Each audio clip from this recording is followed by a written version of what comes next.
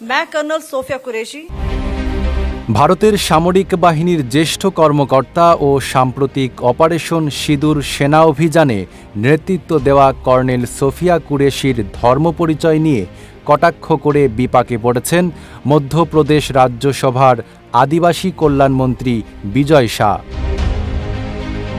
এক প্রতিবেদনে ভারতের সংবাদ মাধ্যম এনডিটিভি জানিয়েছে, সম্প্রতি দলের এক জনসভায় অপারেশন সিঁদুর এর জন্য ভারতের কেন্দ্রীয় সরকারের ভূয়সী প্রশংসা করে বলেন, যারা হিন্দুদের মেরেছে এবং আমাদের মেয়েদের সিঁদুর মুছে দিয়ে বিধবা করেছে, তাদের জাতেরই এক বোনকে আমরা প্রতিশোধ নিতে পাঠিয়েছি। এই জন্য মোদিজিকে সম্মান জানিয়ে আরও একবার হাততালি দিন।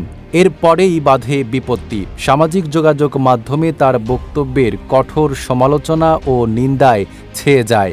সানবিট সব দিবে সামাল। সানবিট ম্যাজিক প্রেস ডিশওয়াশিং এর মাথা ঘোরানো সলিউশন।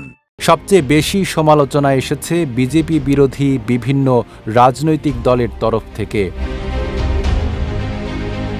ভারতের প্রধান বিরোধী দল কংগ্রেসের সর্বভারতীয় সভাপতি মল্লিকার্জুন খাড়গে বিজয় শাহের পদত্যাগ দাবি করেছেন।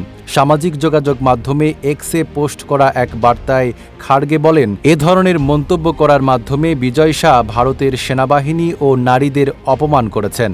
একই দাবি জানিয়েছে পশ্চিমবঙ্গ রাজ্য সরকারে আসীন তৃণমূল কংগ্রেসও। দলটির মিডিয়া সেলের পক্ষ থেকে বলা হয়েছে, যখন আমাদের দেশের সেনা সীমান্ত রক্ষা করার জন্য প্রাণ দিচ্ছে, তখনই মধ্যপ্রদেশের এক মন্ত্রী কর্নেল সোফিয়া কুরেশিকে জঙ্গিদের বোন বলে মন্তব্য করছেন। এই মন্তব্য দেশের গর্বিত সেনার অপমান।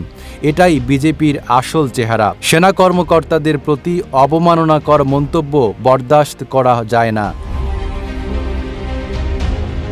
অপরদিকে ব্যাপক সমালোচনার ধাক্কায় অবশ্য টনক নড়েছে বিজয় শাহের। মঙ্গলবার রাতেই এক্সে পোস্ট করা এক বার্তায় তিনি বলেছেন, আমাদের বোন সোফিয়া ধর্ম ও জাতের ঊর্ধ্বে উঠে ভারতের জন্য সম্মান বয়ে এনেছেন। আমার নিজের বোনের চেয়েও তাকে আমি বেশি সম্মান করি এবং জাতিকে তিনি যে সেবা দিয়েছেন সেজন্য আমি তাকে স্যালুট জানাই। তাকে অপমান করার কথা আমরা স্বপ্নেও ভাবতে পারি না। তারপরেও যদি আমার কথায় কেউ আঘাত পেয়ে থাকেন, আমি 10 বার ক্ষমা চাইতে প্রস্তুত আছি। নাইম আরাবি, ঢাকা পোস্ট।